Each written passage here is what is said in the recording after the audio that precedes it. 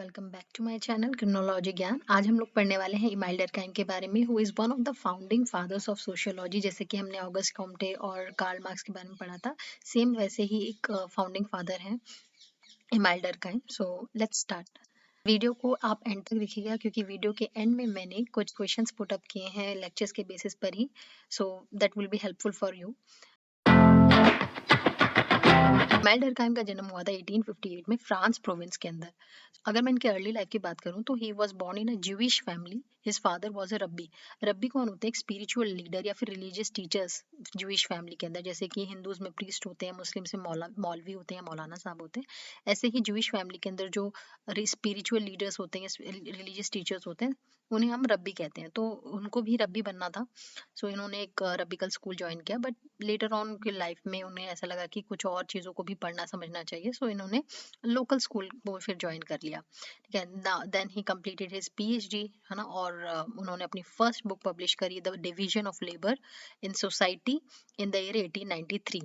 और उनकी बहुत सारी फेमस बुक्स हैं, जैसे कि division of labour in society, rules of sociological method, elementary forms of religious life. और उनमें से एक और इम्पॉर्टेंट बुक जो है दैट इज सुसाइड, जिसके बारे में आज हम पढ़ रहे हैं, जिसका मेन फोकस ये है कि लोग क्यों सुसाइड कमिट करते हैं। उस पूरी किताब के अंदर उसके बारे में उन्होंने बताया हुआ है।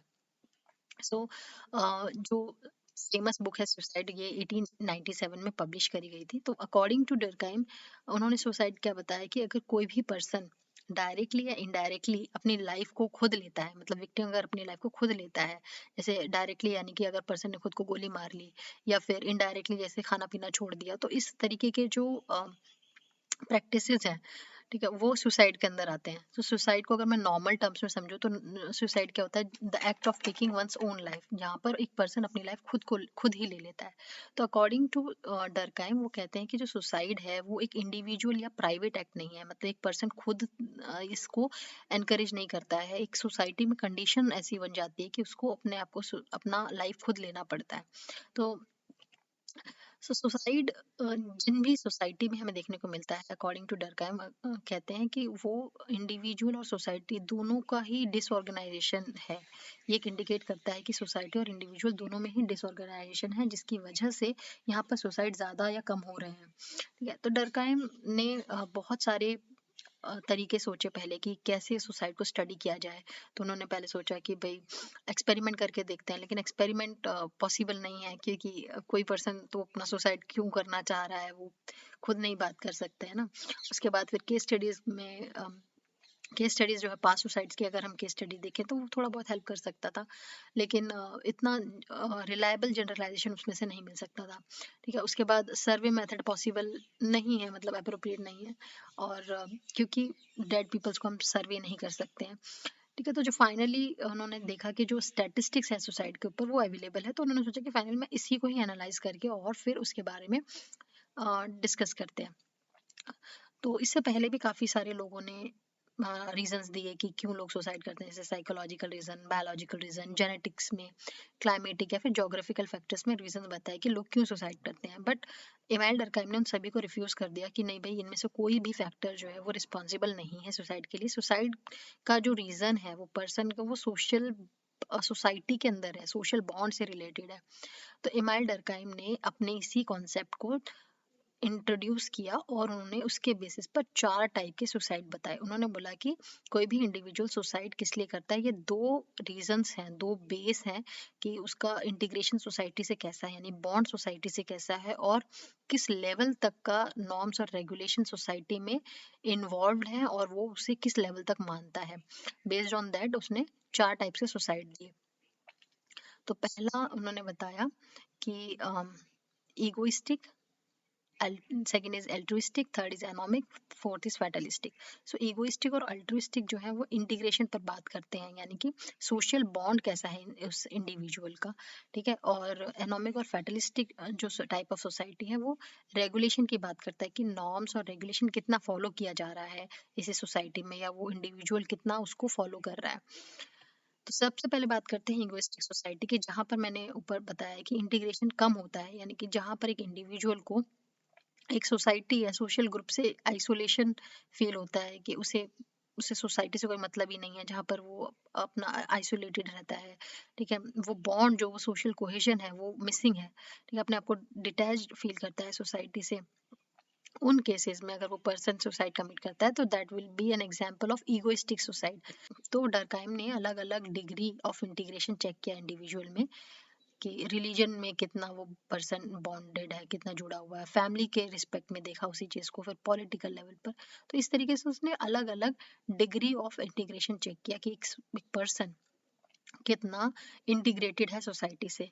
इसी के बेसिस पर उन्होंने एक एग्जाम्पल दिया कि जो कैथोलिक्स हैं, मतलब अगर आप क्रिश्चियन कम्युनिटी के अंदर जाते हैं या क्रिश्चियन रिलीजन के अंदर जाते हैं, तो दो तरीके के लोग होते हैं, एक होते हैं कैथोलिक्स और एक होते हैं प्रोटेस्टेंट्स।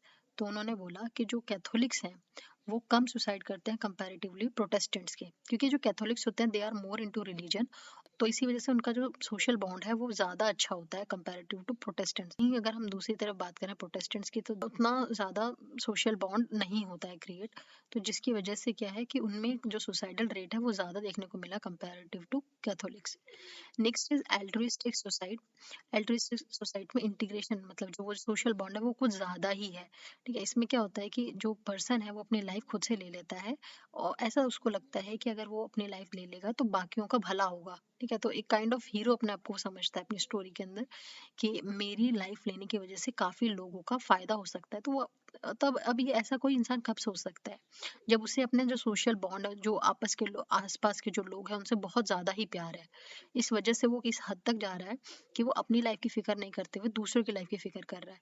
तो ये एल्ट्रुइस्टिक सोसाइटी के अंदर क्या होता है, जो इंटीग्रेशन, जो बॉन्ड है वो बहुत ज़्यादा स्ट्रांग होता है। फॉर एग्जाम्पल प्रैक्टिस ऑफ सती, या फिर आर्मी में भी हम इसको देख सकते हैं एल्ट्रुइस्टिक सोसाइटी को। सती के अंदर क्या होता है कि जब एक हस्बैंड की डेथ हो जाती है तो वाइफ भी जो है उसके साथ साथ अपनी लाइफ को दे देती है, ठीक है। और आर्मी में भी ऐसा होता है कि जहाँ पर इन आर्मी पर्सन जो है वो उनको ऐसा लगता है कि अगर मैं अपने लाइफ दूसरों के लिए सेक्रीफाइस करूंगा तो बाकी लोगों का भला होगा। तो ये इस तरीके के जो सुसाइड होते हैं that is altruistic suicide. Economic suicide में क्या बताया कि रेगुलेशन की बात आ जाती है ना, कि नॉर्म्स कितना फॉलो किया जा रहा है।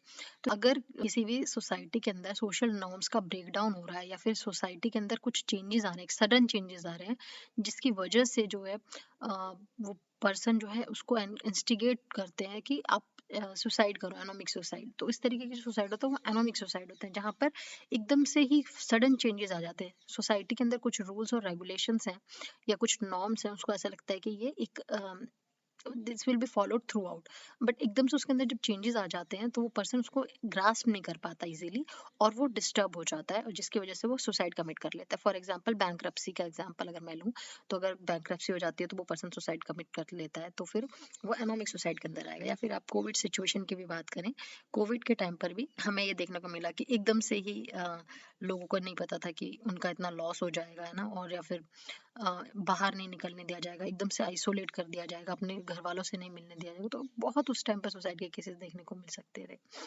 ठीक है। तो ये इस तरीके के जो सुसाइड है वो एनोमिक सुसाइड के अंदर आएंगे।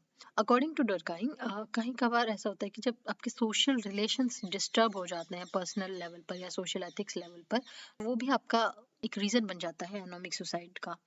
तो उन्होंने बोला कि जैसे कि अगर पर्सन को, if a person is in need for love, है ना, वो हार्ट ब्रोकन हो गया है ना, उसे किसी ने छोड़ दिया है, पेरेंट से बात नहीं हो पा रही है और इसकी वजह से वो सुसाइड कमिट कर रहा है, तो that will come under anomic suicide. Next है आपका फैटलिस्टिक सुसाइड, जहाँ पर रेगुलेशन का ओवर रेगुलेशन हो रहा है, मतलब रूल्स और रेगुलेशन बहुत ज्यादा ही इम्पोज किए जा रहे हैं। जैसे कि मान लेते हैं एक बैरन वुमेन है, ठीक है, एक वुमेन को क्या रोल असाइन किया जाता है कि आप क्या बेबीज प्रोड्यूस करो, but she is not able to produce babies. तो अब वो क्या है, सोसाइटी ने उसको इतना ज्यादा प्रेशर में डाल दिया है कि अब वो जो वुमेन है वो सुसाइड कमिट करती है, तो that will consider under fatalistic suicide, जहाँ पे जो नॉर्म्स हैं वो कुछ ज्यादा ही ओवर रेगुलेट करे जाते हैं, कि अगर आप बेबी प्रोड्यूस नहीं कर सकते, you are not a women, है ना, आपको यहाँ रहने का कोई अधिकार नहीं, इस तरीके से बातें करी जाती हैं। तो ये फैटलिस्टिक सुसाइड के अंदर आ जाएगा। तो डरकाइम की स्टोरी को काफ़ी क्रिटिसाइज भी किया गया। उसमें बोला गया कि जो डरकाइम है सिर्फ एक ही फैक्टर पर स्ट्रेस किया जा रहा है बार बार, कि दैट इज सोशल फैक्टर, कि सोसाइटी में ही ऐसे फैक्टर हैं जो पर्सन को इंस्टिगेट कर रहे हैं सुसाइड कमिट करने के लिए, लेकिन बाकी जो फैक्टर्स हैं इंडिविजुअल लेवल पर या साइकोलॉजिकल लेवल पर उसको उसने कंसिडर ही नहीं किया है। So this was the major criticism जो कि सुसाइड थ्योरी में डरकाइम को मिला। नेक्स्ट आपके जो है क्वेश्चंस आ जाते हैं, तो आपको इनके क्वेश्चंस के आंसर मुझे कमेंट बॉक्स में लिखने हैं, और इसका आंसर मैं फाइनली आपको टेलीग्राम में प्रोवाइड कराऊंगी। टेलीग्राम का डिस्क्रिप्शन बॉक्स में मैंने लिंक दे दिया है।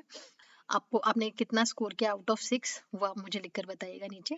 So first question is, which of the following types of suicide is associated with excess integration or sacrificing life out of sense of duty to others? यानी कि इनमें से कौन सा सुसाइड टाइप ऑफ सुसाइड है जहाँ पर लोगों को ऐसा लगता है कि अगर मैं अपनी लाइफ को सेक्रीफाइस कर दूंगा तो ये मेरी ड्यूटी है। ठीक है, तो इनमें से किस टाइप का सुसाइड को फॉलो करेगा? Fatalistic, anomic, altruistic, egoistic?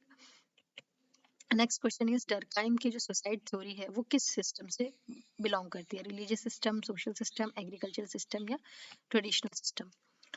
Next question is कि डरकाइम ने जो सुसाइड थ्योरी दी है उसमें उसने सुसाइड के टाइप्स बताए हैं, तो वो कितने टाइप की सुसाइड है? 6, 5, 4 या 2? नेक्स्ट वाज कि अगर कोई पर्सन अलोन फील करता है या उसको ऐसा लगता है कि उसकी लाइफ का कोई पर्पस ही नहीं, सबसे आइसोलेटेड फील करता है, तो इनमें से कौन से टाइप के सुसाइड के अंडर वो फॉल करेगा? ठीक है, नेक्स्ट क्वेश्चन इज कि डरकाइम का डेथ किस ईयर में हुआ था? नेक्स्ट क्वेश्चन इज, हरकारी एक प्रैक्टिस है जापान में, जो हरकारी क्या है कि रिचुअल काइंड ऑफ थिंग कह सकते हैं, तो आपको सबसे पहले गूगल सर्च करना है कि हरकारी क्या है, और हरकारी में जो पर्सन सुसाइड करता है तो वो किस टाइप ऑफ सुसाइड है? Egoistic, altruistic, fatalistic, anomic? ठीक है, so that's it for the today's lecture. If you liked my video then do like, share and subscribe my channel.